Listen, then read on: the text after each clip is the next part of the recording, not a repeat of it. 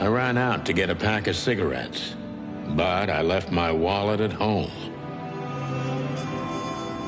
Yeah, that's me. I'm getting old. My name is Sonny Featherland, an investigator for 20 years, and once the star of the predatory division of the Clawville Police Department, one half of the legendary Chicken Police. But buying a pack of smokes is more than I can handle right now. Maybe I should just lay low. Yeah, I'll do that. The most colorful place in the wilderness. For all the gods, what bullshit. The last clucking color left this city years ago. And slowly I'll turn gray too.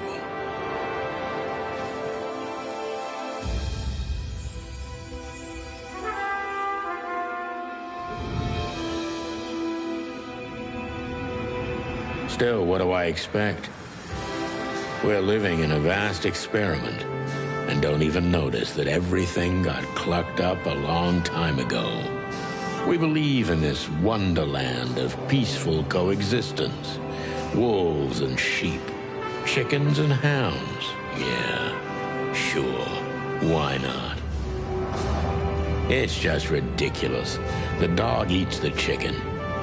It's in our nature. I'm not propping up the illusion anymore. 121 days, and it's over. Retirement.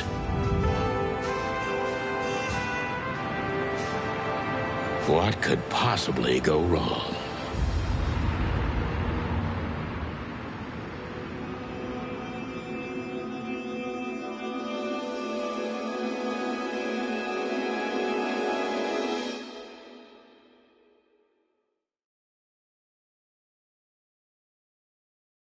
Ah, crap.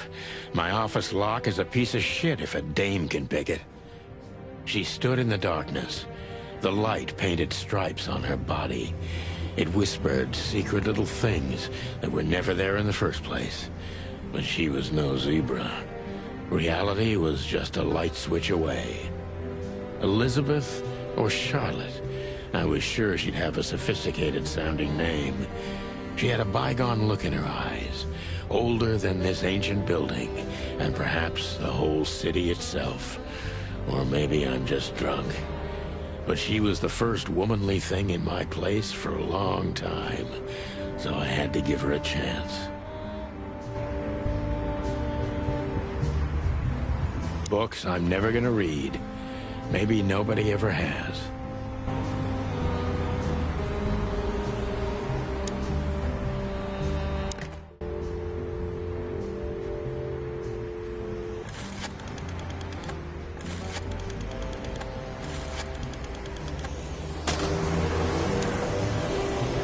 I don't even know where the key is. Whatever's inside is gonna stay there forever. I promised myself I'd write a novel one day. The Wild Gentleman. We used to be star cops a few years ago. Tabloid press, radio interviews, and even a book series. This is... the good things in life don't last long. M.B. Davis.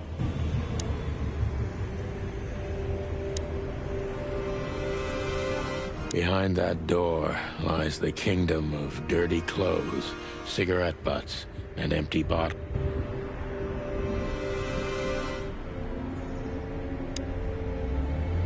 My wallet and my badge. The wallet is real. The badge ain't. Chief Bloodboil took mine, so I got this one out of a pack of cornflakes, just in case.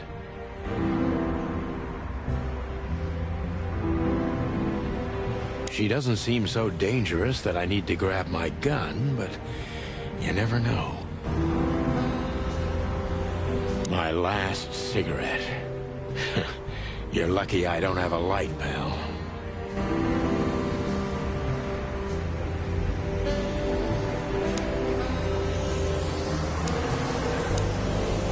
Let me introduce myself. My name is Deborah. Miss Deborah Ibanez. You're mistaken, ma'am. Oh, really? Please enlighten me, Mr. Featherland. I'm not a private eye. I'd recommend Mr. Philmar Lowe instead of me. He's a nice guy. Believe me, Mr. Featherland, it's not an accident I came to you. Look, miss, I work for the police, and I'm currently on leave. I couldn't accept private commissions even if I wanted to. Not even from a classy dame like you. Am I that easy to read? That's my job. But tell me, since you've invited yourself in, would you like a drink? I don't usually drink. Well, I've got to have one. And it'd be rude of me to drink alone. So, maybe some sherry? If you insist. But bourbon, please. Ah, thank the wild ones. That's all I have. What a coincidence. So come on, spill it from the beginning.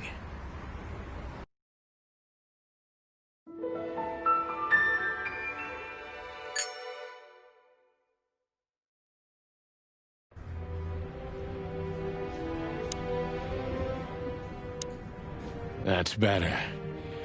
Now, if I understand correctly, your mistress is receiving threats. What kind of threats, exactly? It's a very strange matter. First, there were letters. Then it came printed on a wine bottle's label, sent as a gift. Then carved into a brick, thrown through the window. And finally, they painted it on the wall of the house in giant red letters. I think it's time to dig a little deeper.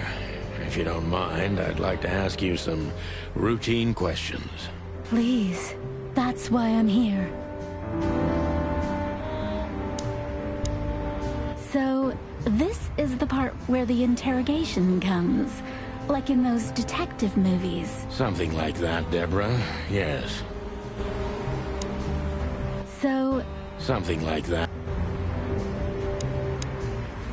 Who is this dame, anyway? And what the cluck is she doing in my apartment on New Year's Eve?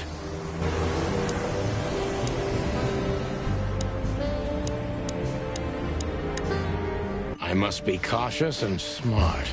This dame seems shy, which I can use to my advantage. But I must be careful about what I say to her, or I could scare her off. Let's start gently, and when the time comes, we can go in hard. Who exactly are you, ma'am? I'm not somebody important, Mr. Featherland. You're important enough to deal with such a delicate matter, right? I carry out the wishes of my employer, nothing more. This means simple paperwork, most of the time. You've been thrown into deep water, sweetheart. Tell me, can you even swim? Believe me, this is just as unpleasant for me as it is for you, if not even more.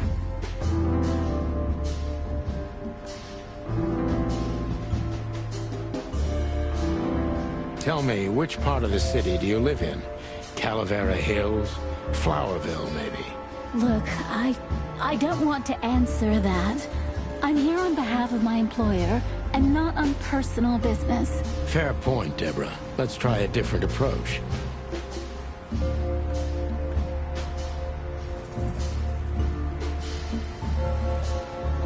Stop playing the frightened prey, Sunshine, and start singing. But please, I don't like this cocky behavior.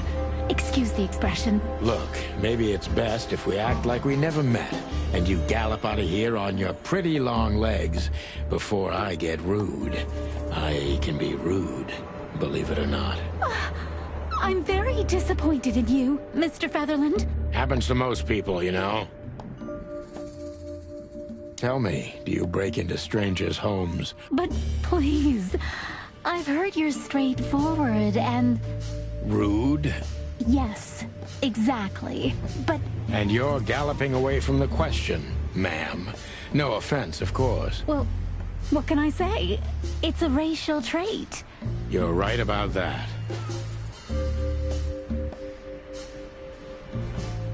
Were you born and raised in Clawville?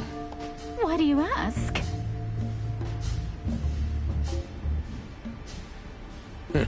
I couldn't think of anything better.